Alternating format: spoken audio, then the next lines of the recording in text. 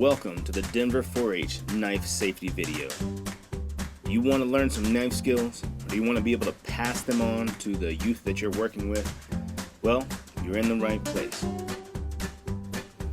As far as knife safety is concerned, we will go over this list later on in the video, talking about what to do with the right knife and how to do them. As always, observe food safety rules inside your kitchen. Make sure that you're washing your hands with warm soap and water as necessary. And if you happen to touch anything that's not food or tool related, also wash your hands again. In today's instruction, we're going to use 4 different knives: the chef's knife, a serrated utility tool or serrated chef's knife, a bread knife, and a paring knife. Here we have the chef's knife. We have a serrated chef's knife as well. Here we have the bread knife and the paring knife. Yes, we're working on this carrot, trying to create squared sides so that when we go to chopping it, it will have the right kind of edges so that it won't roll on us as we're trying to cut. We're using the serrated chef knife as well as the paring knife to cut off the rounded sides and to give us a flat surface. As you can tell, we're speeding up the video just a bit, just so that we can show you what it looks like when you get to being able to chop it. Having flat sides makes it easier and safer to cut. When you're holding the knife, be sure to grasp where the blade and the handle come together with your index and your thumb. Even small knives, you can grip the knife handle and the knife with your index finger and thumb. This is a chop. One hand rests on the top of the knife, and the other hand stays steady on the handle.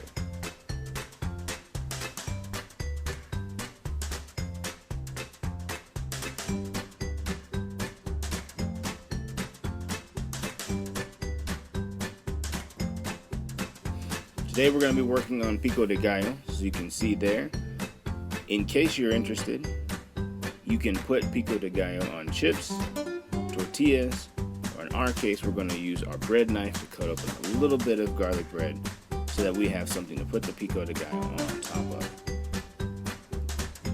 We're using a bear claw method so that our fingers tips stay protected while we cut every item that we're working with today.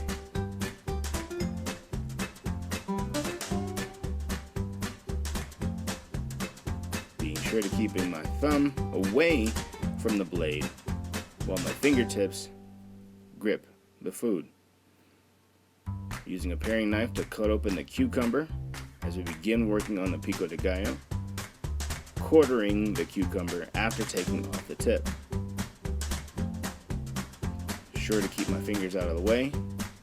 Use the paring knife to draw from the top to the bottom of the cucumber. And slicing the pieces that I've already cut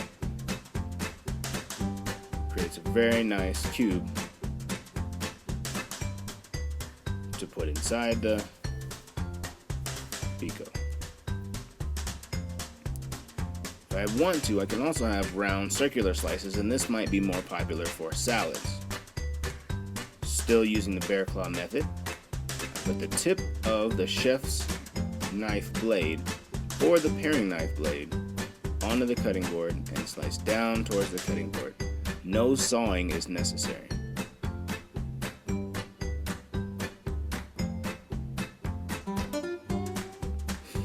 Here we have an onion. It's a little tough because our knife is not as sharp, so we're going to take a look at that technique one more time. The knife gets stuck, so I use the cutting board as leverage, putting the end right on top of it as I press through. So I have the chef's knife, cutting underneath and away from my hand, checking to make sure that I have the right angle. This is the serrated chef's knife. so it's easy to cut down and into the onion. Now that I've made my first initial cuts, I'm able to use that same technique from earlier, gliding the knife through the onion as it creates my slices and my dices.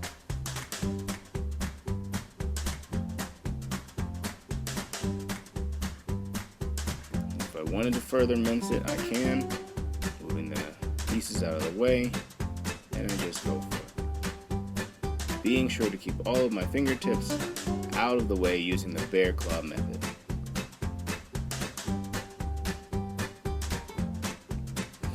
There's another way to cut an onion and get that same result using the paring knife. So instead of cutting straight through, I'm cutting down about 3/4 of the way and getting the same slice using my paring knife.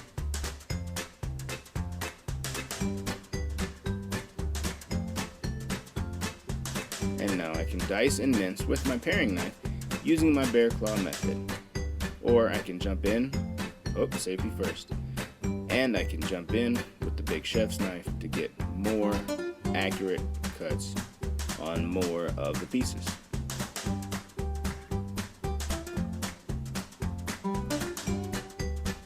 So as we continue to work on our pico, we're going to get to the tomato. Using the bread knife or any other serrated knife will make it cutting the tomato a lot easier.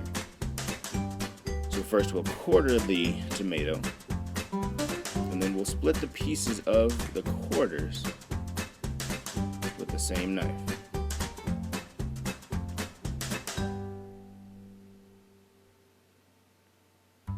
Now I can go to my chef's knife and get even smaller cuts using the inside or the back side of the tomato. If I have the serrated knife, the back side of the tomato is a lot easier than the non-serrated knife. So all the onions and the tomatoes inside. Of course, we need a little bit of cilantro. So here we're using our chopping technique on the cilantro. A few times through, gathering it all together, being safe. We have something nice and we can add it to the bowl.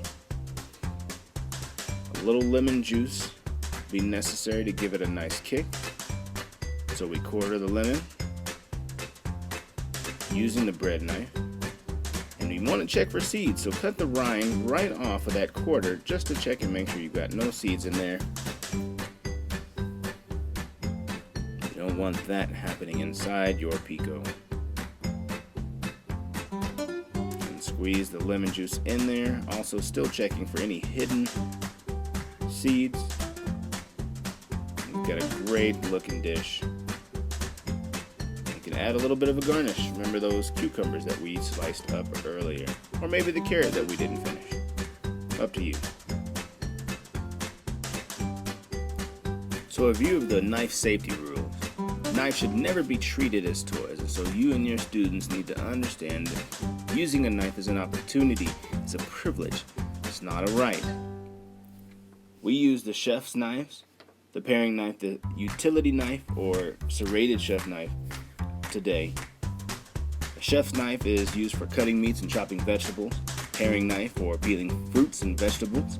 Serrated knives can cut through fruits and veggies and breads as we did today.